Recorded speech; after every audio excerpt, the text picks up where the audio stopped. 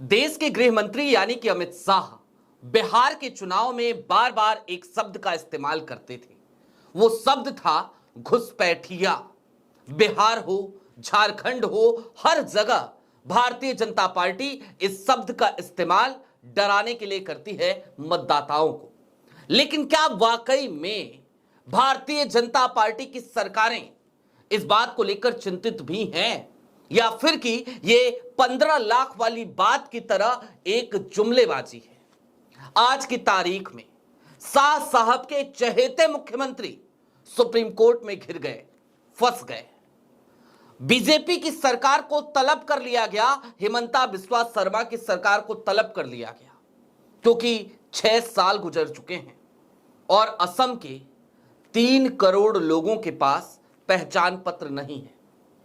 मामला क्या है वो जरा विस्तार से समझने की जरूरत है, क्योंकि यह मामला सिर्फ और सिर्फ 6 साल की कारगुजारियों का नहीं, 6 साल की लापरवाही का नहीं, बल्कि 3 करोड़ मुसलमानों को परेशान करने का भी है। सारी बातें जरा विस्तार से करेंगे।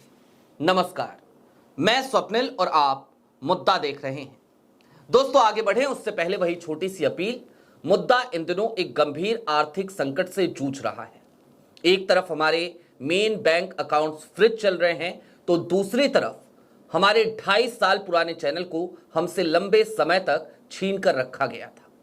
ऐसे में डे टू डे ऑपरेशंस में मुद्दा को काफी मुश्किलों का सामना करना पड़ता है।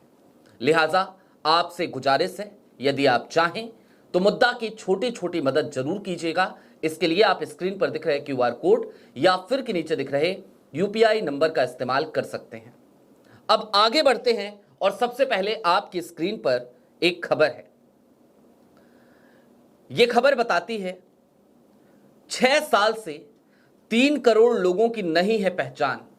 SC हैरान, यानी सुप्रीम कोर्ट हैरान, बीजेपी सरकार को किया तलब। और यह पूरा मामला क्या है? सुप्रीम कोर्ट तो शुरुआत में इस मामले की सुनवाई भी नहीं करना चाहता था। वो हाईकोर्ट जाने की सलाह दे रहा था, लेकिन तभी देश के नामी गिरामी वकील कपिल सिब्बल, उन्होंने कुछ ऐसी दलीलें रख दी कि सुप्रीम कोर्ट इस मामले को सुनने के लिए तैयार हो गया। और जब सुनने को तैयार हुआ तो फिर भारतीय जनता पार्टी की असम की सरकार बुरी तरीके से घिरती हुई नजर आई। वैसे भी असम की सरकार लगातार अपने क्रियाकलापों की वजह से, असम के मुख्यमंत्री लगातार अपने बयानों की वजह से सुर्खियों में रहते हैं, विवादों में रहते हैं। अब जो काम इन्होंने किया है वो क्या है, जरा वो समझिए। राष्ट्रीय नागरिक रजिस्टर यानी कि NRC, याद है ना, CA NRC क्या बवाल कटा था देश में। NRC लागू की गई थी असम में। इसकी अंतिम सूची प्रकाशित हो गई और उसको लागू होने के मामले में सुप्रीम कोर्ट ने 6 साल बाद भी नागरिकों को पहचान पत्र ना मिलने पर नाराजगी जताई है। ये बेंच थी जस्टिस SM नरसिम्हा और जस्टिस अतुल चंदूरकर की बेंच। और जो याचिका थी वो थी जमीयत उलेमाए हिंद और आल असम माइनॉरिटी स्टूडेंट्स यूनियन, इन दोनों की तरफ से याचिकाएं दायर की गई थी। और याचिका दायर करते समय कपिल सिब्बर और इंद्रजीत सिंह, इन 2 लोगों ने पक्ष रखा याचिकाकर्ताओं का। और इन्होंने बताया कि NRC की अंतिम सूची प्रकाशित हुए 6 साल बीत चुके हैं, लेकिन अभी तक लोगों को पहचान पत्र जारी नहीं किया गया है। फिर सुप्रीम कोर्ट ने क्या कहा? सुप्रीम कोर्ट ने एक कड़ी प्रतिक्रिया दी।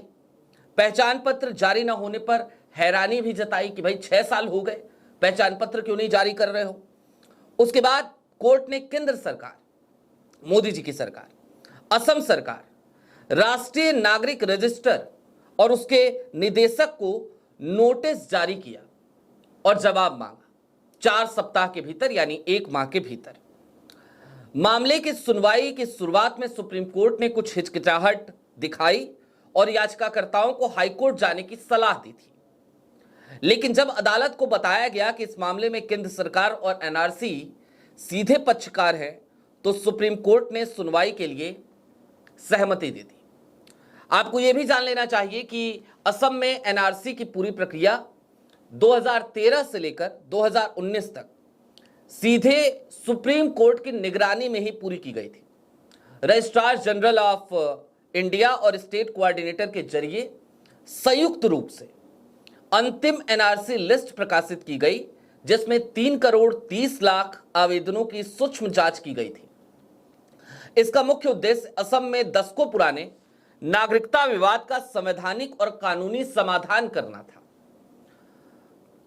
इसके बाद याचिकाकर्ताओं ने क्या मांग रखी है सुप्रीम कोर्ट में, वो भी जरा जान लीजिए, फिर इसका एक संक्षिप्त विश्लेषण करेंगे।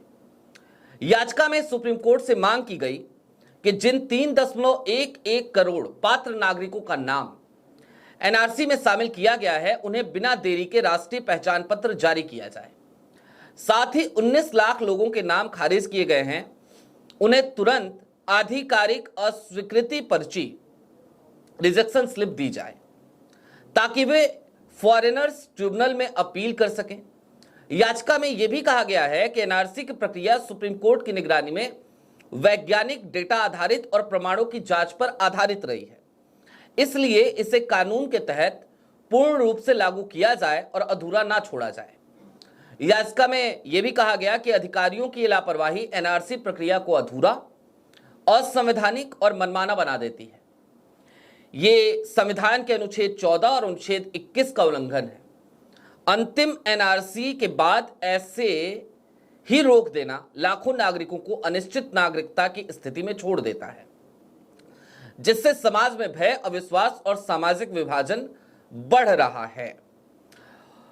इसके बाद जाहिर सी बात है, जब इन तमाम पक्षों को सुप्रीम कोर्ट में जस्टिस नरसिम्हा की बेंच ने देखा, जस्टिस चंदोकर की बेंच ने देखा, तो उन्होंने हैरानी जताई पहले तो कि भाई 6 साल बीत गए हैं।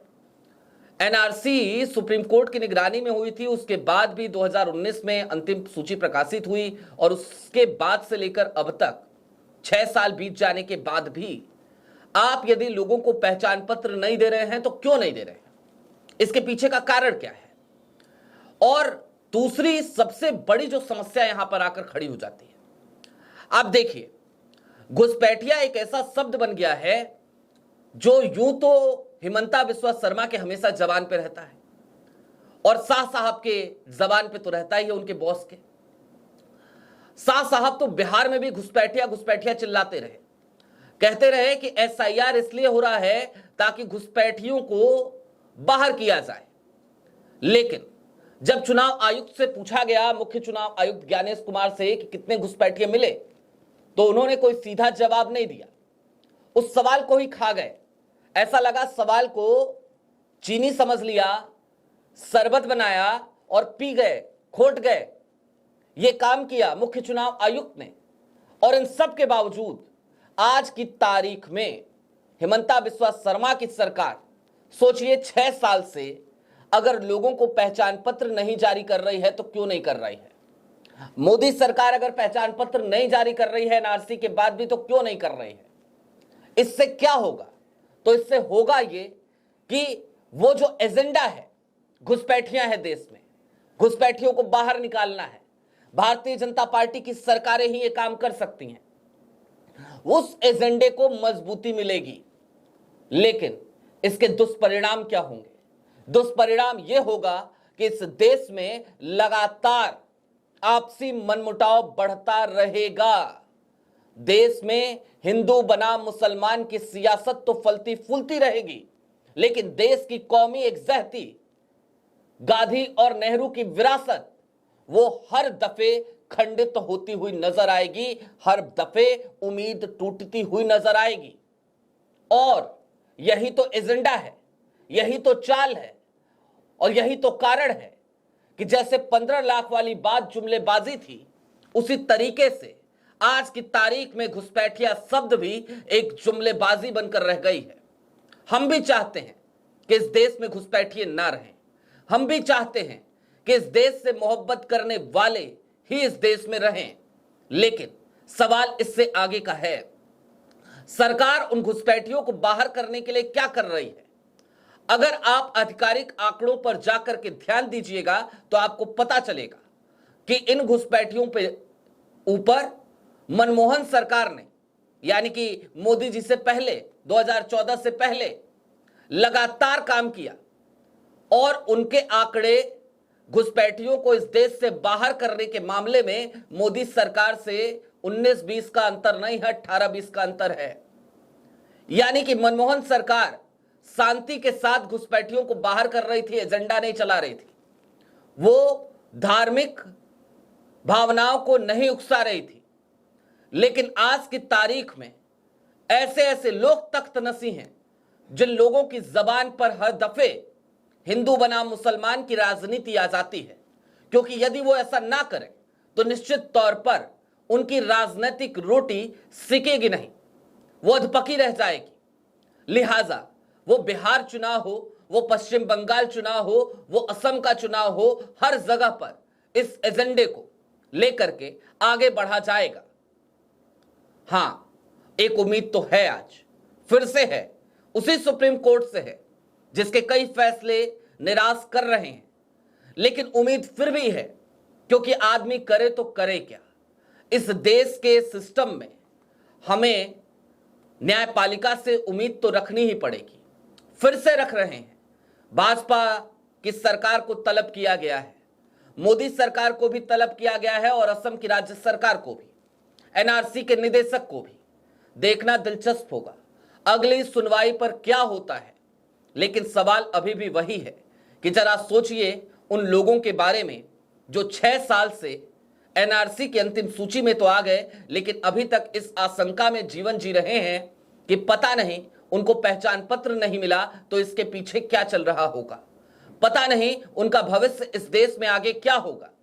निश्चित तौर पर पहचान, एक देश के नागरिकता, इस देश के नागरिक होने की पहचान, ये सबसे ज्यादा अहमियत रखती है इस देश के हर इंसान के लिए। लेकिन उसके बावजूद यदि उन्हें आशंकाओं में जीना पड़े तो निश्चित तौर पर वो हर दिन एक मानसिक प्रताड़ना से गुजर रहे होंगे। हमें उम्मीद है कि सुप्रीम कोर्ट से उन तमाम नागरिकों को न्याय जरूर मिलेगा। देर हुई है, देर से ही सही। अभी के लिए दीजिए इजाजत। चलते चलते फिर वही अपील, चैनल पे नए हो तो सब्सक्राइब करते हुए जाइएगा, सक्षम हो तो छोटी छोटी मदद मुद्दा की जरूर कीजिएगा। बहुत शुक्रिया।